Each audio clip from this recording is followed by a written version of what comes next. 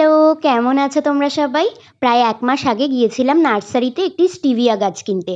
সেখানে গিয়েই এই তরুলতা গাছটি চোখে পড়ল। আর এই তরুলতা গাছের ছোট্ট, ছোট্ট টুনি বাল্বের মতো লাল সাদা ফুলগুলি আমার বড্ড প্রিয়। তাই এই গাছটিও নেব বলে ঠিক করলাম। তবে নার্সারির আন্টি কিন্তু এই গাছটি আমাকে গিফট হিসেবেই দিয়েছেন। বাড়ি এসে অনেকদিন গাছটাকে এমনভাবেই গ্রো ব্যাগে রেখে দিয়েছিলাম, কারণ এই শীতকালে কিন্তু তরুলতা গাছের তেমন গ্রোথ হয় না। গ্রীষ্মকাল পড়লে তখন এই গাছটা ধীরে ধীরে বাড়তে শুরু করবে। তো যাই হোক, বেশ কিছুদিন পরেই গাছটাকে রিপোর্ট করতে বসলাম। এখানে আমি নিয়ে নিয়েছি একটা ৮ ইঞ্চির প্লাস্টিকের টব। আর টবের নিচে বেশ কিছুটা পরিমাণে দিয়ে দিয়েছি কিচেন কম্পোস্ট।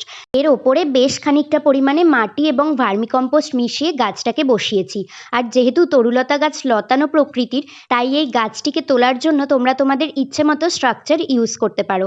আমি এখানে একটা স্টিলের পাইপ টবে বসিয়ে তার সাথে তারকে যতটা সম্ভব হাত দিয়ে বেঁকিয়ে একটা হার্ট শেপ তৈরি করেছি এবং গাছটাকে এর মধ্যে জড়িয়ে দিয়েছি। এখন শুধু গ্রীষ্মকালের অপেক্ষা এই তরুলতা বা কুঞ্জলতা গাছে ঝাঁকে ঝাঁকে ফুল হওয়ার। তো চলো, আজ আসছি, টাটা।